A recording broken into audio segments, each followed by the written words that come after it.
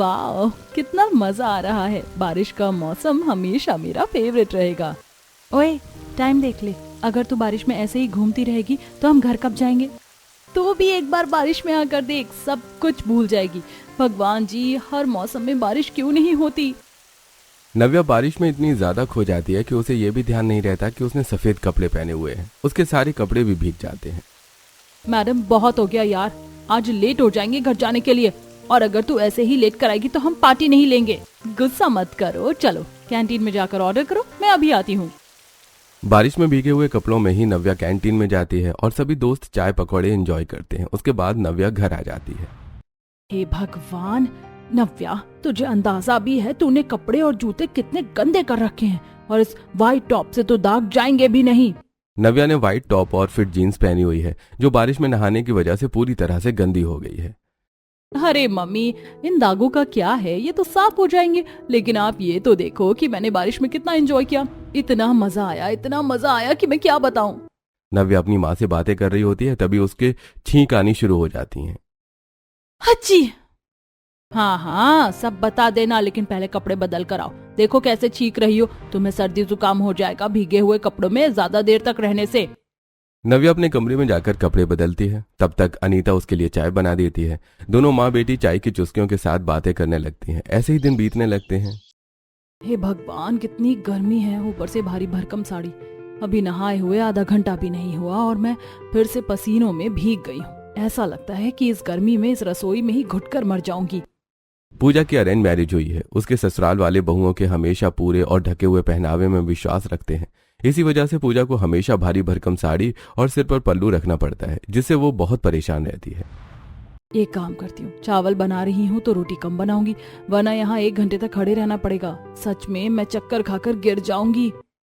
पूजा फटाफट कुकर में चावल चढ़ा देती है। दूसरे चूल्हे पर उसने सब्जी बना दी है। जब वो काम से हटती है तो उसका ध्यान रसोई की खिड़की पर जाता है।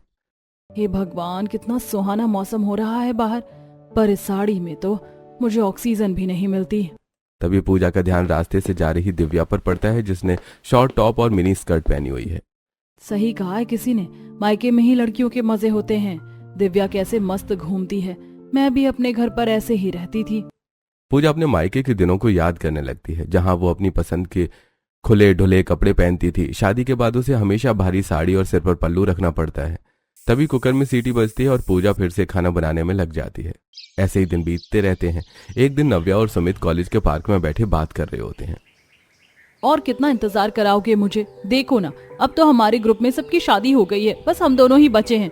सब मुझसे पूछते हैं कि तुम दोनों शादी कब कर रहे हो? बस कुछ दिन और, अभी मेरी इंटर्नशिप चल रही है। उसके बाद जैसे ही जॉब फिक्स होगी, मैं घर में तुम्हारे बारे में बात करूंगा। ये सुनकर नव्या का चेहरा चांद की तरह खिल उठता है। देखो सुमित, मैंने तुम्हारे लिए कुछ चीजें सेलेक्ट की हैं, तुम देखकर बताना कैसी है। नव्या को कपड़े खरीदना बहुत पसंद है। वो हमेशा ऑनलाइन कुछ न कुछ मंगवाती रहती है। उसे शॉर्ट ड्रेसेस बहुत पसंद है। नव्या सुमित को फ्लिपकार्ट पर कुछ ड्रेसेस दिखाती है। अरे, ये तो लड़कियों की ड्रेस है। मैं तो खुश हो गया था कि शायद तुमने मेरे लिए भी कुछ सिलेक्ट किया होगा। सुमित की बात सुनकर नव्या जोर जोर से हंसने लगती है। अरे, मुझे अपनी ड्रेस पसंद करने से फुर्सत मिलेगी तब तो मैं तुम्हारे लिए कुछ सेलेक्ट करूंगी ना। हाँ भाई, ठीक है, अपना अपना सोचो, मैं तुमसे बात नहीं करता। सुमित प्यार में नव्या से नाराज होने का दिखावा करता है। अरे, तुमने सोच भी कैसे लिया कि ये बात सच हो सकती है? तुम तो मेरी लाइफ में बहुत इंपॉर्टेंट हो। देखो, मैंने हम दोनों के लिए कपड़े सेलेक्ट किए हैं। नव्या सुमित को कुछ कपल ड्रेस दिखाती है। शादी के बाद हम दोनों ट्विनिंग किया करेंगे और जब भी कहीं घूमने जाएंगे तो इस तरह के कपड़े पहनेंगे। ये देखो, व्हाइट टी शर्ट, इस पर वाइफ ही लिखा हुआ है और इस पर हस्बैंड। कितने क्यूट लगेंगे ना हम। टचवुड, किसी की नजर ना लगे। हाँ, सच में ये तो बहुत प्यारी है, लेकिन शादी के बाद ही मंगाना, अभी रखे रखे पुरानी हो जाएगी। दोनों ऐसे ही बातें करते हैं और उसके बाद अपने अपने घर चले जाते हैं। ऐसे ही कुछ दिन बीत जाते हैं। नव्या यार, आरती की कॉल आई थी। आज वो अपने हस्बैंड के साथ पैसिफिक मॉल आ रही है और उसने हम सभी दोस्तों को इनवाइट किया है। शादी की खुशी में पार्टी देगी। अरे, ये तो बहुत अच्छी बात है। पार्टी में भला हम कैसे पीछे रह सकते हैं? ये बताओ कितनी देर में आना है? तू एक काम कर, फटाफट रेडी हो जा, मैं 10 मिनट में तुझे पिक करती हूँ। नव्या फोन रखकर तैयार होने लगती है। नव्या एक खूबसूरत सा हल्के रंग की ड्रेस पहनकर फटाफट तैयार हो जाती है। तभी बाहर से ज्योति आ जाती है। दोनों दोस्त बातें करते हुए पैसिफिक मॉल पहुंच जाती हैं, जहां आरती, उसका पति शिवम और गुंजन पहले से मौजूद होते हैं। देखो शिवम, मेरी दोस्त कितने अच्छे और कंफर्टेबल कपड़े पहनती है और एक तुम्हारे घर वाले हैं, मुझे ये भारी भरकम कपड़े पहना देते हैं। अरे यार, शादी के बाद ही तो क्रेज होता है इन सब चीजों का, साड़ी, चूड़ा और बाकी रस्मों का। उसके बाद तो तुम कुछ भी पहन लेना, कोई मना नहीं करेगा। सब लोग मिलकर बातें करते हैं और खाना खाते हैं। उसके बाद आरती और शिवम अपने घर चले जाते हैं। इधर नव्या ज्योति को शॉपिंग करा देती है। यार कभी कभी तो सोचती हूँ अगर तेरी शादी हो जाएगी तो मेरी शॉपिंग कौन कराएगा? मैं ससुराल से आ जाया करूंगी तेरी शॉपिंग कराने। दोनों दोस्त हंस पड़ते हैं और अपने अपने घर लौट जाती हैं। ऐसे ही दिन बीतने लगते हैं। समित बेटा, आज तेरी बुआ का फोन आया था। कह रही थी कि उनके पड़ोस में जो लड़की है, क्या नाम बताया था, निकिता, वो भी तेरी वाली कंपनी में है। हाँ मम्मी, होगी, बहुत बड़ी कंपनी है। मैं क्या सब लोगों को जानता हूँ? सुमित की बात सुनकर राजेश बोलते हैं, अरे जरा पूछ तो सही, तेरी माँ क्यों कह रही है ये सब? वैसे मम्मी क्यों कह रही हो ये आप सब? मुझे वो लड़की बहुत पसंद है और तेरी बुआ भी कह रही थी कि वो रिश्ते के लिए तैयार है, तो मैं तेरा रिश्ता कर दूं क्या उससे? दोनों हस्बैंड वाइफ साथ काम पर जाओगे, अच्छा रहेगा ना? ये सुनकर सुमित एकदम चुप हो जाता है। तभी पूजा हाथ में ट्रे लिए कमरे में आती है। अरे ऐसे कौन से टॉपिक पर बात हो रही है कि कमरे में सन्नाटा छाया हुआ है? अरे कुछ नहीं बेटा, सुमित की शादी की बात कर रहे हैं। देवर जी, आप चुप क्यों हैं, कुछ कहिए। मम्मी पापा, मैं एक लड़की को पसंद करता हूँ और उसी से शादी करूंगा। क्या लड़की पसंद कर ली? इस घर में लव मैरिज नहीं हो सकती। ऐसी लड़कियां काफी मॉडर्न होती हैं, मुझे नहीं चाहिए ऐसी बहू। तभी सुमित चुपचाप नव्या की फोटो सबको दिखाता है जिसमें उसने सूट पहना होता है। अरे माँ जी, ये तो काफी संस्कारी लड़की है और कितनी सुंदर है, हमारे स्टैंडर्ड को मैच करेगी। अरे ठीक है, तो हम उस लड़की से खुद रविवार को जाकर मिलेंगे और देखेंगे कि कैसी है वो। राजेश और सरला सुमित की पसंद की शादी के लिए मान जाएंगे, ऐसा सुमित ने कभी सोचा नहीं था। अब खड़ा हमारा मुंह क्या देख रहा है, लड़की वालों से बोल, हम रविवार को उनके घर रिश्ता लेकर जाएंगे। ये सुनकर सुमित खुशी से झूम उठता है। हाँ मम्मी, मैं अभी फोन करके बताता हूँ। सुमित खुशी खुशी कमरे से बाहर जाता है और नव्या को फोन करके सब बता देता है। क्या सच में? ये तो बहुत खुशी की बात है, मैं अभी मम्मी पापा को बताती हूँ। नव्या अपने मम्मी पापा को सब बताती है। महेश और अनीता भी बहुत खुश हो जाते हैं। इधर सुमित मन ही मन सोचने लगता है, मुझे लगता था कि मम्मी पापा मेरी लव मैरिज के लिए कभी नहीं मानेंगे, लेकिन ये तो मान गए। लेकिन मुझे नव्या के कपड़ों को लेकर कुछ सोचना होगा, पर अभी तो मैं खुशी मना लूं। ऐसे दिन बीतते रहते हैं। आखिरकार रविवार का दिन आ जाता है। सुमित के घर वाले नव्या के घर जाकर रिश्ता पक्का कर देते हैं और कुछ ही दिनों में दोनों की शादी तय हो जाती है। नव्या बेटा, बाकी सब अरेंजमेंट तो मैं देख लूंगा, तुम एक बार अपनी शॉपिंग पूरी कर लो। मम्मी पापा, अपनी शॉपिंग तो मैं कर लूंगी, लेकिन आप लोगों का क्या? आप भी तो दुल्हन के मम्मी पापा हो, आपको भी अच्छा लगना चाहिए। हाँ, ये सही कह रही है, चलो फिर आज हम फैमिली शॉपिंग कर ही लेते हैं। नव्या अपनी मम्मी पापा के साथ जाकर शॉपिंग करती है। पहले वो अपनी मम्मी के लिए साड़ी सिलेक्ट करती है और उसके बाद अपने पापा के लिए भी उसी रंग का कोट पैंट दिलवा देती है। वो कार में बैठकर अपनी शॉपिंग करके घर चले जाते हैं। थोड़ी देर बाद ज्योति आ जाती है और नव्या के साथ शॉपिंग करने लगती है। तुझे तो पता है ना मुझे ड्रेस कितनी पसंद है, बस सुमित के साथ ट्विनिंग हो जाए, इतना ही काफी है। ये कहते हुए नव्या एक बहुत सुंदर ब्लू रंग की ड्रेस देखती है। ये ड्रेस तो मुझे बहुत अच्छी लग रही है, बस अब इसी रंग की हाफ स्लीव शर्ट सुमित के लिए ढूंढ लेते हैं। नव्या अपने लिए gown, mini skirt, top, jeans, one piece dress, loose T shirt, cotton shirts और नाइट वेयर जैसी कई चीजें खरीदती है। तेरी शॉपिंग देखकर तो ऐसा लग रहा है कि तू शादी के लिए नहीं, किसी ट्रिप के लिए कपड़े खरीद रही है। हाँ तो ऐसा ही है, देखिए वाला कपड़ा मैं अपनी पहली कैंडल लाइट डिनर पर पहनूंगी और ये जो ड्रेस है ना शादी के बाद पहली बारिश में पहनूंगी, और ये वाले कपड़े पहनकर मैं मनाली जाऊंगी, बाकी कुछ घर पर पहनूंगी। नव्या ज्योति को एक एक करके बताती है कि कौन सी ड्रेस कब पहननी है। एक दो साड़ी भी ले ले महारानी, पता लगे तेरी सास ने ये सब पहनने ही नहीं दिया तो भला मेरी सास मुझे क्यों मना करेंगी। नव्या को बिल्कुल अंदाजा नहीं है कि जिस घर में वो बहू बनकर जाने वाली है वहां इस तरह के कपड़ों को पसंद नहीं किया जाता। इसी वजह से वो अपने मन की सारी शॉपिंग कर लेती है। इसके बाद दोनों दोस्त घर लौट जाती हैं। आखिरकार शादी का दिन आ जाता है और सुमित और नव्या की शादी हो जाती है। नव्या गृह प्रवेश के लिए दरवाजे पर खड़ी होती है। कहाँ रह गई पूजा बहू, जल्दी से आरती की थाली और कलश लेकर आओ। पूजा वो आने में थोड़ा समय लग जाता है। इधर छोटे कपड़े पहनने की आदी नव्या भारी भरकम लहंगा पहनकर खड़ी है, जिससे उसे बहुत ज्यादा गर्मी लग रही है। हे भगवान, थोड़ा जल्दी करा दो यार, गृह प्रवेश में ही मर जाऊंगी, ऐसा लग रहा है कि दरवाजे पर ही बेहोश हो जाऊंगी। इतने में पूजा आरती की थाली और कलश लेकर आ जाती है। दोनों सास बहू मिलकर नव्या का गृह प्रवेश करवाती हैं। पूजा बहू, नव्या को इसके कमरे तक छोड़ाओ, मैं बहुत थक गई हूँ, मैं सोने जा रही हूँ। सरला और राजेश अपने कमरे में सोने के लिए चले जाते हैं। इधर पूजा नव्या को उसके कमरे तक छोड़ने आती है। सुमित तो बहुत रोमांटिक निकले, मुझे तो आज ही पता चला। अरे जब इतनी प्यारी बीवी सामने हो तो इंसान रोमांटिक हो ही जाता है। क्या कहना चाहते हो आप? मैं प्यारी नहीं हूँ क्या? अरे नहीं नहीं, मेरा वो मतलब नहीं था। हाँ तो आपने तो कभी शादी के बाद ऐसा कुछ किया ही नहीं। देखो, जब सुमित ने स्टेज पर सबके सामने नव्या को प्रपोज किया, और सबसे अच्छा तो तब लगा जब उसने फेरों के समय नव्या को गोद में उठाया। सच में एक ड्रीम वेडिंग जैसी फीलिंग आ रही थी। हाँ वो सब तो मैं दिख गया, लेकिन ये नहीं दिखा कि उस बात पर मम्मी पापा और मामा मामी कितने गुस्सा थे। एक ही तो जिंदगी मिली है यार, इसमें भी अगर लोगों की सोचते रहेंगे तो क्या होगा। पूजा की बातों का अमित पर कोई खास असर नहीं पड़ता है और वो दूसरी तरफ मुंह करके सो जाता है। एक तरफ सुमित है जो काफी रोमांटिक और दूसरी तरफ अमित है जो केवल अपने काम से काम रखता है। अगली सुबह होती है। आज तो मेरी पहली रसोई है। खाना बनाना तो मुझे कुछ खास नहीं आता, लेकिन तैयार मैं बिल्कुल पटोला की तरह होंगी।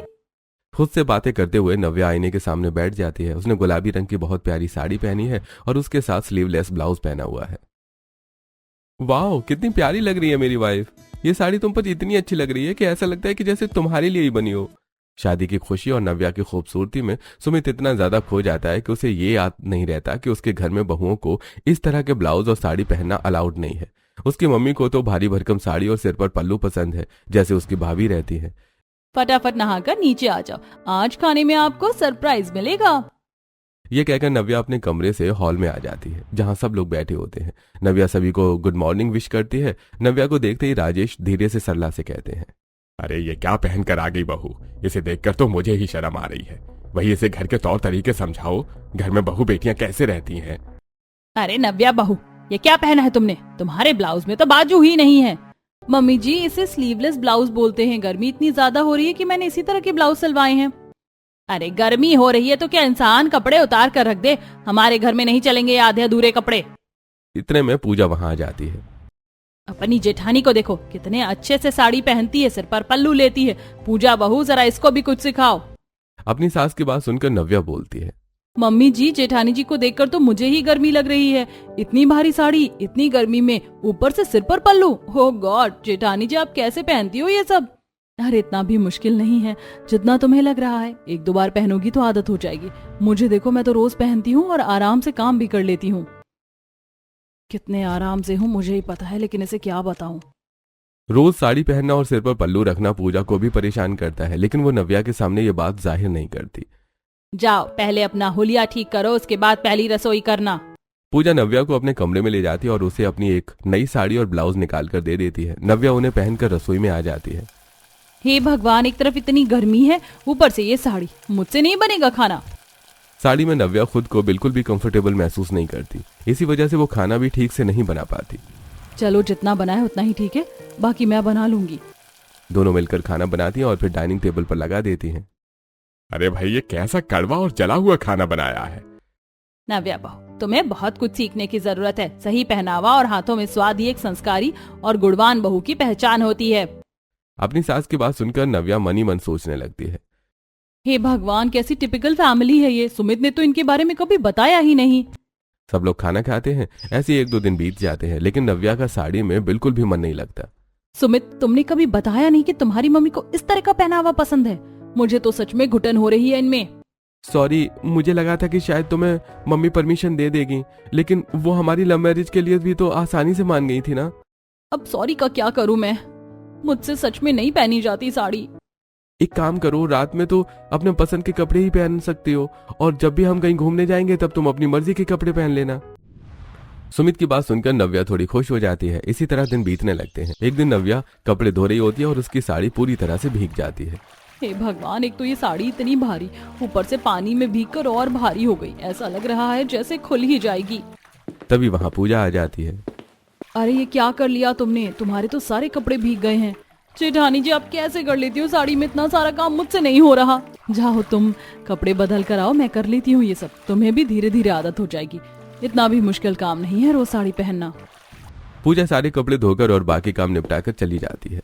इधर नव्या अपने कमरे में जाकर दूसरी साड़ी पहन लेती है। अब नव्या रात में अपनी पसंद के नाइट वेयर और मैक्सी पहनती है और दिन में साड़ी पहन लेती है।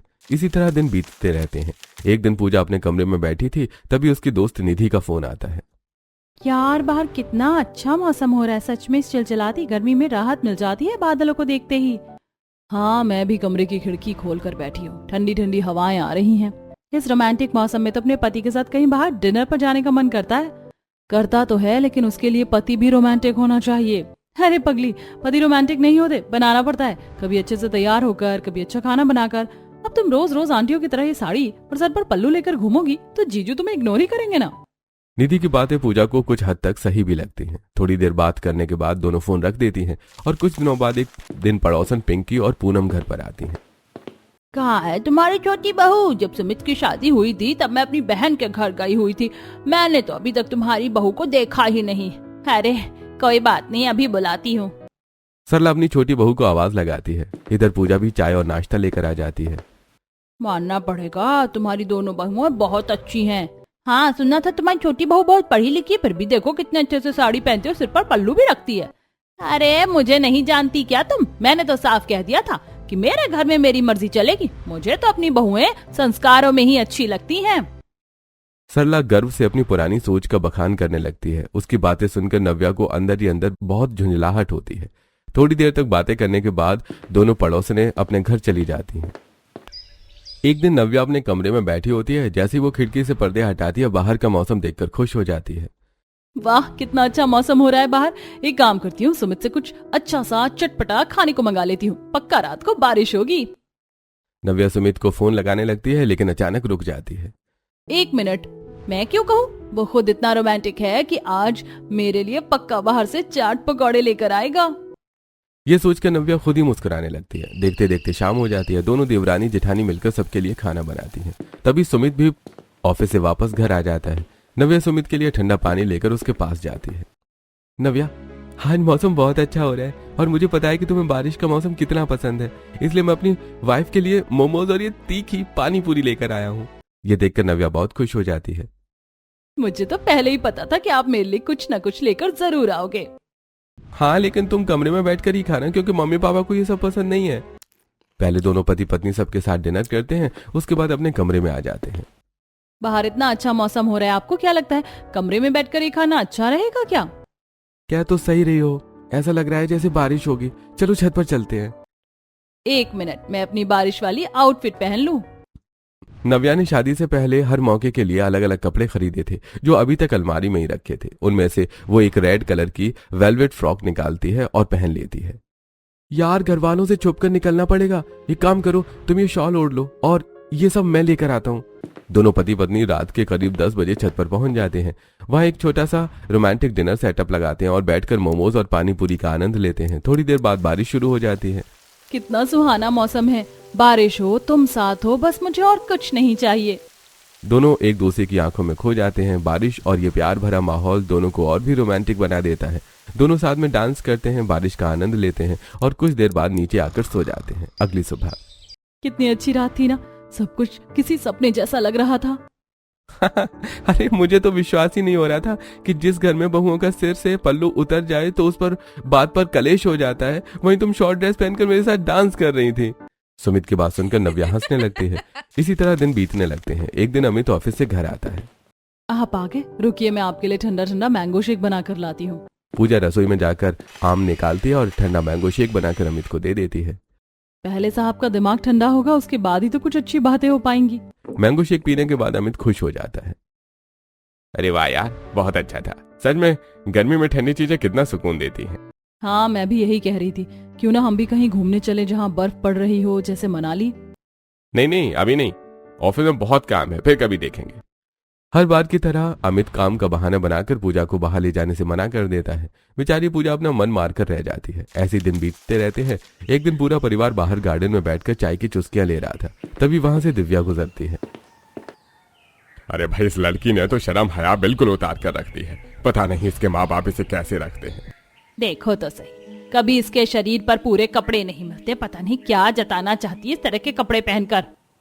दरअसल दिव्या इसी मोहल्ले में रहती है। वो आधुनिक और खुले विचारों वाली लड़की है, लेकिन राजेश और सरला उसके कपड़ों को देखकर अक्सर टिप्पणी करते रहते हैं। अरे लड़की हो तो राधिका जैसी, देखो खुद को कैसे पूरा ढक्का रखती है। आज तक मैंने उसे बिना दुपट्टे के नहीं देखा है। हाँ भाई, ये तो तुम सही कह रही हो।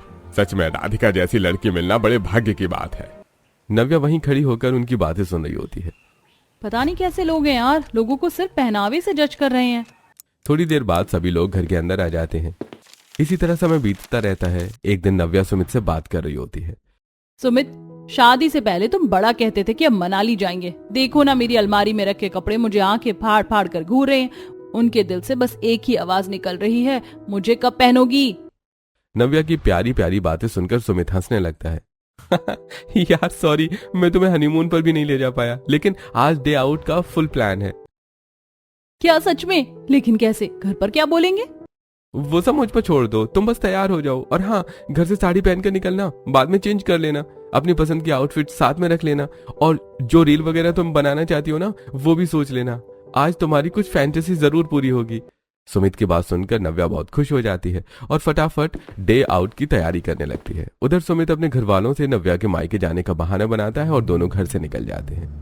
वाह, इस आउटफिट में हम कितने प्यारे लगेंगे ना। चलो चोरी छुपे ही सही, लेकिन जो मैंने सोचा था वो तो हो रहा है। अरे तुम खुश तो हो ना? बस तुम्हें खुश रखना ही मेरी प्रायोरिटी है। रेस्टोरेंट पहुंचने के बाद दोनों कपड़े बदल लेते हैं। आज दोनों ने कपल ट्रेनिंग की है। सुमित ने हल्के नीले रंग की जीन्स और सफेद टी शर्ट पहनी है जिस पर हस्बैंड लिखा है। वहीं नव्या ने शॉर्ट और सफेद शर्ट पहनी है जिस पर वाइफ लिखा है। दोनों खूब एंजॉय करते हैं, फोटो क्लिक करते हैं, रील्स बनाते हैं और कई खूबसूरत कपल पोज देते हैं। कितने प्यारे फोटोज आ रहे हैं, चलो इन्हें इंस्टाग्राम पर पोस्ट कर देती हूँ। नव्या भूल जाती है कि वो घर से झूठ बोल कर आए हैं। वो फोटो इंस्टाग्राम पर अपलोड कर देती है। जैसे ही सुमित की नजर उस पोस्ट पर पड़ती है वो घबरा जाता है। अरे यार, ये क्या किया तुमने? कोई देख लेगा तो पंगा हो जाएगा, जल्दी डिलीट करो। नव्या तुरंत पोस्ट डिलीट कर देती है, लेकिन पड़ोस की लड़की तान्या उसे देख चुकी होती है। वाह भाभी, घर पर तो बड़ी संस्कारी बनकर रहती हैं साड़ी और पल्लू में, और बाहर देखो कैसे कपड़े पहनकर घूम रही हैं। तान्या पोस्ट को सेव करने की कोशिश करती है, लेकिन तब तक नव्या उसे डिलीट कर चुकी होती है। इधर नव्या और सुमित अपना डे आउट एंजॉय करने के बाद घर लौट आते हैं। ऐसे ही दिन बीतने लगते हैं। एक दिन नव्या अपने कमरे में बैठी थी। आज उसने अलमारी से अपनी एक काली चमकदार ड्रेस निकाल रखी है। मेरी कितनी प्यारी ड्रेस है, पता नहीं मैं इसे कब पहनूंगी। इतने में सुमित कमरे में आता है। अरे हाँ भाई, ये सब क्या खोलकर बैठी हो? देखो ना, कितनी सारी ड्रेसेस रखी हुई हैं जो मैंने कभी पहनी ही नहीं। ये वाली ड्रेस तो मैंने सोचा था कि इसे पहनकर हम किसी पार्टी में जाएंगे, खुला आसमान होगा, चारों तरफ रोशनी होगी, और जब लाइट इस ड्रेस पर पड़ेगी तो ये तारों की तरह चमकेगी। लेकिन सब बेकार हो गया। नव्या को उदास देखकर सुमित उसके पास आकर बैठ जाता है। अरे नहीं, बिल्कुल नहीं, क्यों बेकार हो गया? हम आज ही नाइट आउट पर जाएंगे। हर बार की तरह सुमित नव्या के लिए कोई ना कोई प्लान बना लेता है। लेकिन हम घर वालों के सामने इतनी रात को बाहर कैसे जाएंगे, वो भी इन कपड़ों में? अरे हमारे घर में पीछे भी तो एक दरवाजा है और उसकी चाबी मेरे पास है। सुमित पीछे वाले दरवाजे से नव्या को बाहर निकालता है। दोनों कार में बैठकर नाइट आउट के लिए निकल जाते हैं। कुछ देर बाद उनकी कार एक खूबसूरत कैफे के पास रुकती है। वाह, कितना प्यारा सेटअप है, तो बिल्कुल वैसा ही है जैसे मैंने सोचा था। अरे तो मेरी वाइफ को सोचे और उसे पसंद हो और वो मैं पूरी ना करूं, तो फिर एक रोमांटिक पति होने का क्या फायदा? सुमित की बात सुनकर नव्या मुस्कुरा देती है। दोनों खुली हवा और जगमगाती रोशनियों के बीच अपना कैंडल लाइट डिनर एंजॉय करते हैं। उसके बाद कुछ देर साथ में संगीत का आनंद लेते हैं और फिर घर लौट आते हैं। ऐसे दिन बीतते रहते हैं। एक दिन दोनों देवरानी जेठानी बालकनी में बैठी होती हैं। कितना सुहाना मौसम हो रहा है। ऐसे मौसम में तो अपने पति के साथ कहीं लॉन्ग ड्राइव पर जाने का मन करता है और खूब मजे करने का। हाँ सच में, लेकिन आप और जेठ जी कहीं आते जाते ही नहीं हो। सुमित को तो मेरे साथ बारिश में एंजॉय करना बहुत पसंद है, आप लोग क्यों नहीं जाते? बस घर का जिम्मेदार बेटा बनने का शौक है ना अमित को। 4 साल हो गए हमारी शादी को, आज तक कोई ऐसा रोमांटिक पल नहीं मिला जिसे मैं याद कर सकूं। मैं भी बस इस साड़ी और पल्लू में ही उलझ कर रह गई हूँ। आज पहली बार पूजा नव्या के सामने अपने मन की बात कहती है। तभी कमरे से अमित पूजा को आवाज लगाता है और वो वहां से चली जाती है। जैसे ही नव्या अपने कमरे में पहुंचती है, सुमित मुस्कुराते हुए उसके पास आता है। अरे बाहर बहुत अच्छा मौसम हो रहा है मेरी जान, तो आज फिर छत पर एक रोमांटिक शाम हो जाए। सुमित का रोमांटिक मूड देखकर नव्या भी खुश हो जाती है। अरे वाह, मुझे तो कहने की जरूरत ही नहीं पड़ी, मेरे पति ने पहले ही सब कुछ प्लान कर रखा है।